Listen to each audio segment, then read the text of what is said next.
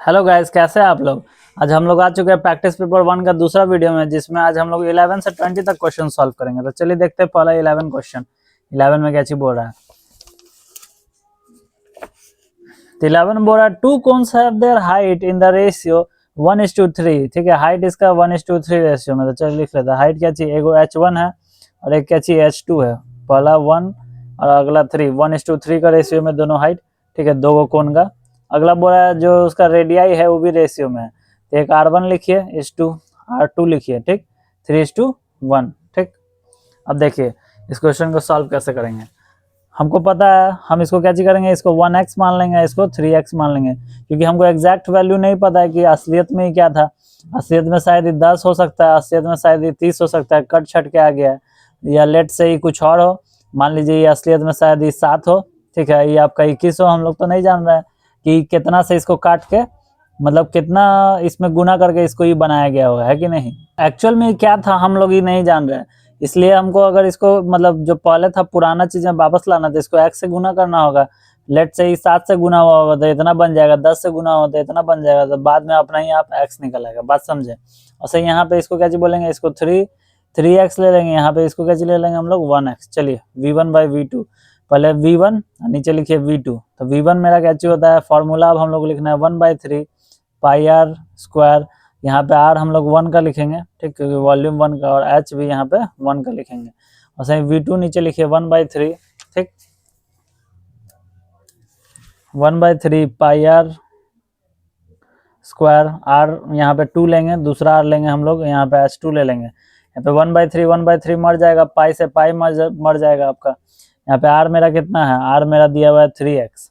ठीक, यहाँ पे 3x रखिए, उसका स्क्वायर गुना H1 मेरा क्या चाहिए, H1 आपका 1 है तो यहाँ पे 1x रख दीजिए। ठीक, अगला R2 मेरा क्या चाहिए, R2 मेरा 1x है तो यहाँ पे 1x का स्क्वायर रख दीजिए। ठीक, गुना। ठीक, और यहाँ पे H2 मेरा क्या चाहिए, H2 आपका 3x है, यहाँ पे 3x रख दीजिए। ये क्या चाहिए आएगा, आप इसको कीजिएगा तो ये 9x स्क्वायर आएगा, नीचे 1x स्क्वायर आएगा, गुना ऊपर 1x है, यहाँ पे क्या चाहिए 3x। x से x मर गया। ठीक, 3 से 9 मर गया 3 बार में, x स्क्वायर से x स्क्वायर मर गया। तो क्या चाहिए, ऊपर 3 नीचे कुछ नहीं 1 है, तो 3:1 आपका आंसर हो जाएगा 11 नंबर क्वेश्चन का। तो चलिए गाइस क्वेश्चन नंबर 12 देखते हैं। क्वेश्चन नंबर 12 में क्या चीज बोल रहा है, अल्फा बीटा 0 है आपका इस पॉलिनोमियल का। चलिए इससे पहले नोट कर लेते हैं। x² - 1 का अल्फा बीटा इसका क्या चीज 0 है। हम लोग को ए अल्फा प्लस बीटा हमको फाइंड करना है, अल्फा प्लस बीटा का वैल्यू हम लोग को खोजना है। इसको कैसे निकालेंगे, देखिए इस क्वेश्चन को। पहले इसको हम जनरल फॉर्म ऑफ इक्वेशन में लिख लेंगे। जनरल फॉर्म हम लोग इक्वेशन का चाहिए होता है ax² bx प्लस c बराबर 0। ठीक, अब इसको कैसे लिखेंगे, दी तो मेरा x² यहाँ पे हो गया। ठीक है, यहाँ पे अब माइनस डाल देते हैं। यहाँ पे b में हम लोग क्या चीज लिख सकते हैं, 0 गुना x। यहाँ पे क्या चीज लिख सकते हैं 1 - c। ठीक, अब देखिए इसको समझिए, b के जगह पे हम जानबूझ के 0 रख दिए, क्योंकि यहाँ पे तो e दिया हुआ है आपका a वाला और c दिया हुआ आपका e वाला, बीच वाला तो दिया है नहीं। अब बीच में 0 गुना अगर x रखेंगे तो ये खत्म हो जाएगा। ठीक है, फिर ये चीज आ जाएगा। बात समझे कि नहीं समझे। ठीक, आगे कुछ नहीं है, क्या आगे तो इसको 1 ले लीजिए। अब देखिए इसको कैसे निकालेंगे।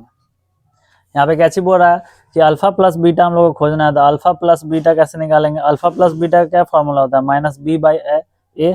ठीक, अब b मेरा क्या चाहिए, b मेरा यहाँ पे -0 है कि नहीं, b मेरा क्या है -0 है, हम यहाँ पे -0 रख देते हैं। ठीक, इसके आगे b का माइनस, फॉर्मूला का माइनस, यहाँ b क्या चाहिए मेरा -0, मेरा b है पूरा -0 तो यहाँ पे रख दिए। अब b के आगे माइनस है, यहाँ लगा दिए। a मेरा क्या चाहिए, a मेरा 1 है, कुछ नहीं था तो हम 1 रख दिए। ठीक, तो माइनस माइनस से क्या चाहिए हो जाएगा प्लस, 0/1 क्या चाहिए आ जाएगा, आंसर इसका 0 आ जाएगा। बात समझे कि नहीं। तो 12 का कौन सा आंसर होगा, 12 का डी होगा। चलिए 13 नंबर क्वेश्चन देखते हैं। 13 नंबर क्वेश्चन में क्या चीज बोल रहा है, पेरीमीटर और एरिया जो सर्कल का है वो न्यूमेरिकली इक्वल है, तो रेडियस हमको पता करना है। मतलब क्या चीज बोल रहा है, पेरीमीटर ऑफ सर्कल क्या चाहिए बराबर है एरिया ऑफ सर्कल के। ठीक, हमको क्या चीज करना है, आर आपको रेडियस खोजना है। तो पेरीमीटर क्या चीज हो जाएगा आपका 2πr हो जाएगा। ठीक है, एरिया क्या चीज होता है πr² हो जाता है। ठीक, यहाँ पे से पाई मर जाएगा, क्योंकि पाई यहाँ पे भागा में आया तो कट गया। यहाँ आर एगो है, यहाँ आर दूगो है, यहाँ पे आर एगो है तो ये एगो आर इसका एगो आर से कट जाएगा, क्योंकि यहाँ पे दूगो था तब एक ही गो आर बचा। ठीक है, तो आर बराबर कैसे आ गया, यहाँ पे 2 है तो आर बराबर आ गया 2। ठीक, आसान है कि नहीं। तो यहाँ पे यूनिट्स लिख दीजिएगा। ठीक है, ऐसे तो ऑप्शन है तो यूनिट लिखिए ना लिखिए कोई फर्क नहीं पड़ता है। 13 का ये आंसर हो जाएगा। चलिए 14 नंबर क्वेश्चन देखते हैं। 14 नंबर क्वेश्चन में क्या चीज बोल रहा है? 14 नंबर में आपका पहले हम फिगर ड्रॉ कर लेते, तो इसमें ही फिगर है आपका, ठीक। यहाँ पे 90 डिग्री है, यहाँ पे 30 है, यहाँ पे 30 दूरी है यहाँ से यहाँ, ठीक है। यहाँ पे सी है, बी है, ए है। तो अब क्या चीज बोल रहा है कि हम लोग को angle of elevation of the top of tower, angle of elevation top of tower का आपको 30 डिग्री दे दिया है, ठीक है। तो हमको ए बी फाइंड करना है, ठीक। नीचे में अगर इस पॉइंट से इस पॉइंट का दूरी अगर 30 है और एंगल ऑफ एलिवेशन 30 है, तो हमको ए बी का वैल्यू कैसे आएगा? इसको कैसे निकालेंगे? बहुत आसान है। आप कैची का इस्तेमाल कीजिएगा, टैन का इस्तेमाल कीजिएगा। टैन का क्यों कीजिएगा? क्योंकि टैन कैची होता है, टैन 30 डिग्री, टैन कैची होता है टाइटली पुल्ड बैक, ठीक है। तो परपेंडिकुलर बाय बेस, तो जहां से एंगल होता है, एंगल के ऑलवेज जो एंगल के सामने होता है वो परपेंडिकुलर होता है। ये बेस हो गया, हाइपोटेन्यूज हो गया, ठीक है। तो ये कैची हो गया पी बाई बी, इसलिए हम लोग पी बाई बी, एक चीज पता है, एक चीज पता है, एक चीज नहीं पता, तभी तो निकलेगा, ठीक है। तो पी बाई बी हो गया। यहाँ पे पी को कैची लिख सकते हैं हम लोग, ए बी लिख सकते हैं, और बी को कैची लिख सकते हैं हम लोग, सी बी लिख सकते हैं, ठीक। tan 30 डिग्री कैची होता है 1/√3 होता है कि नहीं? चलिए देखिए, √3 होता है, यहाँ पे कैची हो जाएगा, ए बी मेरा पता नहीं है, सी बी मेरा कैची है 30 है, तो कैची हो जाएगा इधर ऊपर जाएगा, ऐसे लिख सकते हैं ए बी बराबर कैची हो जाएगा 30 ऊपर जाएगा, 30/√3 हो जाएगा, है कि नहीं? √3 से यहाँ पे भी ऊपर भी गुना कीजिए, नीचे भी, ठीक है। रैशनलाइजेशन कीजिए, रूट हट जाएगा, ठीक। तो √3 से हो जाएगा, तो ये कैची आएगा आपका 30 √3 आएगा, नीचे कैची बन जाएगा, ये 3 बन जाएगा। 3 से 30 कितना बार में कटेगा? 10 बार में। जब 10 बार में कट ही जाएगा तो आपका आंसर कैची आ जाएगा 10√3 आंसर आएगा। समझे कि नहीं समझे? 10√3 यहाँ पे आंसर भी है, ठीक। D number clear. तो चलिए गाइस देखते हैं 15 नंबर क्वेश्चन, ठीक। तो इसमें कैसी हो रहा है, 2 गो डाइस पास अप फेंका जा रहा है, तो प्रोबेबिलिटी हम लोग को निकालना है same number on both die. कितना बार ऐसा होगा कि दोनों डाइस पे आपका सेम नंबर आ रहा है? तो इसको कैसे करेंगे? पहले टोटल नंबर ऑफ आउटकम लिखेंगे। टोटल आउटकम कैसी हो जाएगा मेरा? सरस्वती माता का गीत भी सुनते रहे। तो पहले कैसी हो जाएगा 1 और 2 डाइस पे 1, इधर एक डाइस पे 1 आ सकता है, दूसरा डाइस पे 1, एक पे 1, एक पे 2, एक पे 1 आ सकता है, एक पे 3, सही एक पे 1, एक पे 4, सही एक पे 1, एक पे 5, सही कैसी हो सकता है एक पे 1, एक पे 6, ठीक। सही करके यहाँ पे आप लिखते जा रहे हैं, देखिए।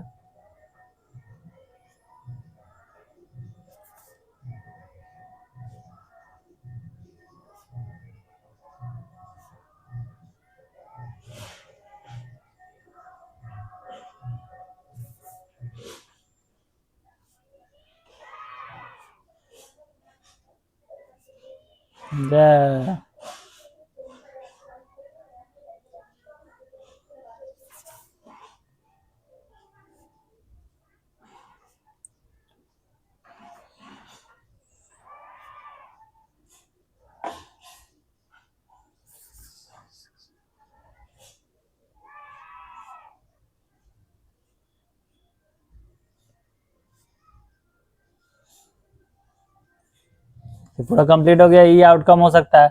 अब सेम कब कब आ रहा है? सेम इस कंडीशन में आ रहा है, ठीक है। सेम यहाँ पे आ रहा है, सेम यहाँ पे आ रहा है, सेम यहाँ पे आ रहा है, सेम यहाँ पे, सेम यहाँ पे, सेम यहाँ पे। तो फेवरेबल आउटकम क्या चीज हो जाएगा मेरा?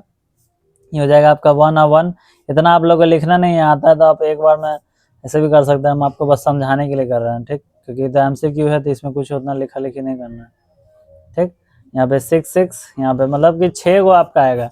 तो क्या चीज लिखेंगे? आंसर प्रोबेबिलिटी कैसे निकाला जाता है? पी बराबर क्या चाहिए? फेवरेबल आउटकम 1 2 3 4 5 6, यहाँ से 6 पूरा 6 बार 6 है, तो ये क्या चीज हो जाएगा? टोटल 36 हो जाएगा। तो टोटल हमेशा नीचे लिखिए और आपको जो चाहिए ऊपर लिखिए, तो ये 6 हो जाएगा। कितना बार में कटेगा? 1/6, तो क्या चीज आ जाएगा? 1/6 आंसर हो जाएगा, ठीक। अगला 16 नंबर। 16 नंबर में क्या चीज बोल रहा है? 16 नंबर में बोल रहा है कि find the distance of the point P23। चलिए पहले देखते हैं क्वेश्चन में क्या चीज बोल रहा है। 16 नंबर में बोल रहा है कि आपको, जैसे मान लीजिए यहाँ पे ग्राफ बना हुआ है, ठीक। और यहाँ पे पॉइंट 23 है अपना, ठीक है। ये आपका यहाँ पे y एक्सेस हो गया, यहाँ पे आपका x एक्सेस हो गया। ये पॉइंट यहाँ पे आपका P है, ठीक। अभी P नहीं दिखाते हैं। ये अगर ये 2 है, तो ये 2 क्या चीज होगा? ये 2 x का वैल्यू होगा, ये जो 3 होगा y का वैल्यू होगा। यहाँ पे पक्का 2 होगा, ठीक, इसमें कोई दिक्कत नहीं। और y का वैल्यू क्या चाहिए? 3, तो यहाँ पे 3 होगा। ये पूछ रहा है आपको कि डिस्टेंस क्या चाहिए होगा इस पॉइंट का x एक्सेस से। ये जो बूंदा है x एक्सेस से कितना दूर है? चलिए पहले ऐसे ऐसे करके लाइन ड्रॉ कर देते हैं। ठीक, अब ध्यान दीजिए यहाँ से यहाँ कितना दूर है, यहाँ से यहाँ अगर 3 दूर है, यहाँ से यहाँ 3 ना दूर है, तो यहाँ से यहाँ पे भी 3 दूर होगा। बात समझे कि नहीं समझे? तो आंसर इसका क्या हो जाएगा आपका 3 आंसर आ जाएगा। क्लियर कि नहीं क्लियर? तो चलिए गाइस देखते हैं क्वेश्चन नंबर 17। क्वेश्चन नंबर 17 में क्या चाहिए आपको? क्लास दे दिया है, फ्रीक्वेंसी दे दिया, हम लोग को upper limit of the median class पता करना है। चलिए देखिए कैसे होगा। यहाँ पे हम लोग क्लास लिख लेते हैं, यहाँ पे फ्रीक्वेंसी, यहाँ पे क्यूमुलेटिव फ्रीक्वेंसी। ठीक, क्लास क्या चाहिए हो गया 0 से 5, ये क्या चाहिए हो जाएगा 6 से 11, अगला 12 से 17, अगला 18 से 23, अगला 24 से 29, 0 से 5 का क्या चाहिए 13, ये चाहिए हो गया 10 हो गया, ये क्या चाहिए हो गया 15 हो गया, ये 8 हो गया, ये आपका 11 हो गया। ठीक, क्यूमुलेटिव फ्रीक्वेंसी यहाँ पे 13 हो जाएगा, अगला क्या चाहिए होगा 23, जोड़ देना है आपको, ये दोनों को जोड़िएगा तो 38, ये दोनों को जोड़िएगा तो क्या चाहिए हो जाएगा 46, फिर अगला क्या चाहिए हो जाएगा 57, यहाँ पे n क्या चाहिए आएगा आपका, n आएगा 57, ये सबको जोड़िएगा तो फिर n/2 कर दीजिए, 57/2, 57/2 क्या चाहिए हो जाएगा आपका 28.7 हो जाएगा। ठीक, अब हम लोग क्या चीज पता करना है? Upper limit of the median class. यहाँ पे मीडियन क्लास लेंगे क्या? देखिए पहले 28.7 इसमें आ रहा है, नहीं आ रहा है। ठीक, तो 28.7 23 में तो आएगा नहीं, 23 तक तो रुक गया है। 38 है तो 38 से 23 के बीच में तो आएगा, तो आप 38 को ले लीजिएगा। बात समझे कि नहीं समझे? क्योंकि 23 तक में बस 23 ही तक नंबर आ रहा है, 38 तक में तो पूरा पीछे का सब आ रहा है, 30, 31, 28 सब। बात समझे कि नहीं समझे? तो 38 को लेंगे। 38 क्या चीज हो जाएगा आपका, यहाँ पे आपका क्लास यहाँ पे कैसे लिया जाएगा 38 क्यूमुलेटिव फ्रीक्वेंसी के हिसाब से लिया जाएगा। तो क्लास मेरा क्या चाहिए है, इसमें ही लोअर लिमिट हो गया, क्या चाहिए हो गया अपर लिमिट। तो अपर लिमिट क्या चाहिए हो जाएगा यहाँ पे, अपर लिमिट आपका क्या चाहिए आ जाएगा 17 आ जाएगा। समझे कि नहीं समझे? ठीक, तो चलिए गाइस क्वेश्चन नंबर 18 देखते हैं। क्वेश्चन 18 में क्या चाहिए आपको, एक सर्कल दे दिया है यहाँ पे 35 एंगल, यहाँ पे एक्स हम लोग को फाइंड करना है। तो कैसे फाइंड करेंगे? अच्छा, ये क्या चाहिए रेडियस सेंटर से पास कर रहा है, और ये क्या चाहिए टेंजेंट। तो रेडियस क्या चाहिए टेंजेंट पे 90 डिग्री। हम आपको पहले भी समझाएं, कभी भी ऐसे ट्रायंगल बने, क्या चाहिए एक ट्रायंगल, इस ट्रायंगल में क्या चाहिए होता है, ये दोनों का जो सम होता है ये बाहर वाला के बराबर होता है। ठीक है, ट्रायंगल में दो को अंदर वाला का जो सम होता है, ठीक है, बाहर वाला के बराबर होता है। इसमें भी समझ के कीजिएगा। ठीक है, मान लीजिए 2 गो वाला ऐसे है, तब यहाँ पे बाहर वाला में बराबर होगा। लेट से मान लीजिए कि 2 गो यहाँ पे है, ऐसे करके कुछ ट्रायंगल बन गया, और फिर आप बोलिएगा कि दोनों को जोड़ के इसके बराबर हो जाएगा। नहीं, यहाँ पे ये सब चीज गड़बड़ हो जाएगा। बात समझे कि नहीं समझे? यहाँ पे दोनों का जोड़ ही नहीं होगा, यहाँ पे होने में कोई दिक्कत नहीं है, क्योंकि जो यहाँ पे लाइन है उसी को एक्सटेंड कर दिया गया है। यहाँ पे देखिए ये लाइन है, इसका अपोजिट दूसरा लाइन बना दिया गया। समझे? ये सब केस में नहीं कीजिएगा। ठीक है, तो ये सब अवॉइड कीजिएगा गलती। ठीक, अब देखिए यहाँ पे क्वेश्चन, ये दोनों को जोड़ के ही लेते आना है। तो बस सिंपली हम लोग क्या लिखेंगे, x बराबर 90 + 35। अब 90 + 35 जोड़िए, क्या आ जाएगा आपका 125 आंसर हो जाएगा। ठीक, तो चलिए गाइस क्वेश्चन नंबर 19 को समझते हैं। यहाँ पे क्या बोल रहा है, every composite number can be expressed as product of primes. इसका मतलब देखिए, मान लीजिए यहाँ पे नंबर 10 है, नंबर 10 को हम लोग लिख सकते हैं ना 2 × 5 × 1। यहाँ पे क्या कर दिया, इसका प्राइम फैक्टराइजेशन कर दिया। तो कोई भी कंपोजिट नंबर है, आप उसका प्राइम फैक्टराइजेशन करके उसको लिख सकते हैं। ठीक, प्राइम फैक्टराइजेशन मतलब उसको गुना करके तोड़ के लिखना। ठीक है, अब कंपोजिट क्या चीज होता है, थोड़ा समझ लीजिए। कंपोजिट नंबर ऐसा नंबर होता है, ठीक है, मान लीजिए लेट से यहाँ पे ई जो है किससे भागा हो सकता है, 1 से भागा हो सकता है, 2 से हो सकता है, 5 से हो सकता है, और 10 से हो सकता है। कंपोजिट नंबर ऐसे नंबर को कहा जाता है जो 2 से ज्यादा नंबर से भागा हो जाए। ठीक है, ये देखिए दो को नंबर से तो भागा नहीं हो रहा है, 2 से ज्यादा नंबर से भागा हो जा रहा है, इसलिए इसको क्या चीज बोलेंगे, कंपोजिट नंबर। एक और चीज इसी में समझ लीजिए, प्राइम नंबर क्या चीज होता है। प्राइम नंबर होता है ऐसा नंबर जो बस 2 को नंबर से भागा हो। अब बोलिएगा सर इसका एग्जाम्पल, ये तो 10 हो गया, 10 का ये है। देखिए 2 को अगर भाग करने जाइएगा तो बस 1 से भागा होगा और 2 से भागा होगा। तो ऐसा नंबर बस जो अपने से भागा हो, ठीक है, और 1 से भागा हो, क्या हो जाएगा प्राइम। अपने से भागा हुआ 2 से और 1 से भागा हुआ, उसको क्या बोलेंगे, प्राइम। कंपोजिट क्या हो गया, 2 से ज्यादा नंबर से भागा हो रहा है, इसलिए इसको कंपोजिट बोलते हैं। ठीक, तो हम लोग कोई भी कंपोजिट नंबर को एक्सप्रेस कर सकते हैं प्राइम फैक्टराइजेशन के रूप में। ठीक है, उसका प्राइम फैक्टर निकाल सकते हैं। और फैक्टराइजेशन इज यूनिक, जो भी मतलब कि फैक्टराइजेशन आप कीजिएगा हर अलग अलग कंपोजिट नंबर का, उसका फैक्टराइजेशन यूनिक होगा। हाँ भाई यूनिक होगा। मान लीजिए 21 को आप लीजिएगा तो यहाँ पे 3, 7, 1 आएगा, तो सबका अलग अलग आ रहा है कि नहीं, बात समझे। Apart from the order of the factor, apart from the order of the factor मतलब कि आप मान लीजिए इसको ऑर्डर बदल दीजिएगा, आगे पीछे करिएगा तो कोई फर्क पड़ेगा, तो अभी भी किसी आएगा। 1, 7, 7 हो गया, यहाँ पे 7, 3, 21 हो गया, है कि नहीं। ठीक। रीजन, इसका रीजन देखते हैं सही है कि नहीं। The fundamental theorem of arithmetic states that the prime factorisation of every number is unique. ये क्या चीज बोल रहा है? फंडामेंटल थ्योरम जो है अरिथमेटिक का, वो क्या बताता है कि हर एक नंबर का प्राइम फैक्टराइजेशन यूनिक होता है। हाँ सही बोल रहा है, हर एक नंबर, कोई भी नंबर लीजिए, उसका प्राइम फैक्टराइजेशन अलग ही होता है। इसका 7 3 1 आ रहा है, इसका 10 का 2 5 1 आ रहा है, उसे कोई दूसरा नंबर लिया जाएगा उसका भी अलग आएगा, ठीक है। तो क्या ये असर्शन और रीजन सही है? हाँ, असर्शन में बिल्कुल सही बात बोला है, कोई भी कंपोजिट नंबर को आप ऐसे प्राइम फैक्टर्स के रूप में एक्सप्रेस कर सकते हैं और वो यूनिक भी होगा, ठीक है। क्या यही असर्शन का कारण यही है? ठीक है, जो ऊपर बात बोल रहा है इसका कारण यही है। हाँ, यही कारण है, क्योंकि फंडामेंटल थ्योरम ऑफ अरिथमेटिक बताता है कि प्राइम फैक्टराइजेशन क्या चीज होता है, हर नंबर का अलग अलग होता है। इसी के कारण क्या चीज हो रहा है, ये वाला बात सही हो जा रहा है। बात समझे? तो यहाँ पे क्या चीज हो जाएगा, ए हो जाएगा, ठीक है। ए और आर दोनों सही है, और आर क्या चीज सही एक्सप्लेनेशन है ए का, ठीक। क्वेश्चन नंबर 20, क्वेश्चन नंबर 20 में क्या चाहिए, बोल रहा है कि यहाँ पे ट्रायंगल ये दोनों कॉन्ग्रेंट है। कॉन्ग्रेंट ट्रायंगल क्या सिमिलर होगा? चलिए देखते हैं एग्जांपल से। मान लीजिए यहाँ पे ट्रायंगल बनाते हैं, इसको ले लेते हैं ए बी सी, ठीक है। इसको ले लेते हैं पी क्यू आर। यहाँ पे ले लेते हैं इसको 5 3 6, इसको 5 6 3, ठीक। अब मान लीजिए ये वाला दोनों एंगल ट्रायंगल क्या चाहिए, कॉन्ग्रेंट है। तो ए बी सी कॉन्ग्रेंट है आपका ट्रायंगल पी क्यू आर के, ठीक। और जो बोल रहा है कि ट्रायंगल जो कॉन्ग्रेंट होता है वो सिमिलर होता है। हाँ होता है, ठीक है। हम लोग प्रूव करके देखेंगे कि होता है कि नहीं, ठीक। अब सब साइड बराबर है तो कॉन्ग्रेंट होगा कि नहीं, एस एस एस से, ठीक। अगला इसको सिमिलर करके देखते हैं क्या सिमिलर होगा कि नहीं, खुद पता चल जाएगा। अगर कॉरस्पॉन्डिंग साइड्स का अगर रेशियो अगर बराबर आएगा तो यहाँ पे लिखेंगे a b by p q, a b by p q, यहाँ पे लिखेंगे बी सी, यहाँ पे ई वाला लेंगे तो ई वाला लेंगे क्यू आर, ठीक। अगला ये लास्ट और ये लास्ट वाला लेंगे तो इधर से भी लास्ट और लास्ट वाला लेंगे, यहाँ पे क्या चाहिए हो जाएगा ए सी बाई पी आर। चलिए सबका वैल्यू लिख के चेक कर लेते हैं। ए बी मेरा क्या चाहिए 5 है, पी क्यू मेरा क्या चाहिए, पी क्यू भी मेरा 5 है तो ये 5 हो गया। बी सी मेरा क्या चाहिए 3, क्यू आर भी 3, ए सी मेरा कितना है 6 और पी आर भी 6। सबसे कट के क्या चाहिए आएगा, सबका 1 ही आएगा, सबका 1 आ रहा है तो आया कि नहीं रेशियो बराबर। इससे क्या चीज पता चलता है कि जो कॉन्ग्रेंट होता है वो सिमिलर भी होता है। अब इसका क्या रीजन है, all congruent triangles are similar. सारा कॉन्ग्रेंट ट्रायंगल सिमिलर होगा, मतलब कि हर जो कॉन्ग्रेंट ट्रायंगल है, मतलब ये इसके ऊपर रखाएगा तो बराबर हो जाएगा, वो सारा ट्रायंगल सिमिलर होगा, लेकिन सिमिलर ट्रायंगल कॉन्ग्रेंट नहीं होगा, ठीक है। सिमिलर जो ट्रायंगल है वो कॉन्ग्रेंट नहीं होगा। ये बात को प्रूव करके देखेंगे हम लोग, ठीक है। मान लीजिए लेट्स से यहाँ पे भी 2 ट्रायंगल बनाते हैं,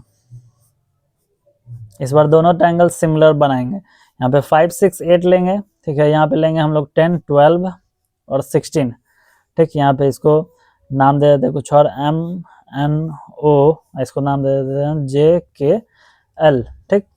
अब यहाँ पे मान लीजिए हम लोग साइड्स का रेशियो लिखते हैं। यहाँ पे क्या चीज आ रहा है, यहाँ पे ध्यान दीजिए, देखते हैं पहले कि सब चीज क्या आपका मतलब सिमिलर है कि नहीं। सिमिलर होगा तो क्या चीज होगा, साइड्स का रेशियो बराबर होगा। तो पहले चेक कर लेते हैं।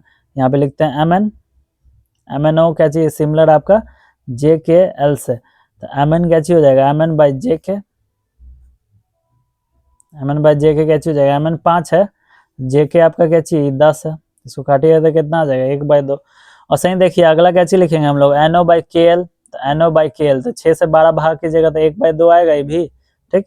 और सही अगर देखिएगा M O by J L, तो इसको 8 से 16 फिर 1/2, तो सब तो सिमिलर है, सिमिलर है तो क्या बराबर है, नहीं भाई नहीं बराबर है, 5 है तो ये 10 है तो बराबर कहाँ से हो गया, ठीक है। तो जो भी चीज सिमिलर होता है वो कॉन्ग्रेंट नहीं होता है, ठीक है। अगर कोई लिख दे ये वाला चीज एम एन ओ, ठीक है, एम एन ओ जे के एल के कॉन्ग्रेंट है, तो ये क्या चीज हो जाएगा, गलत नहीं महा गलत हो जाएगा। बात समझे कि नहीं समझे, ठीक।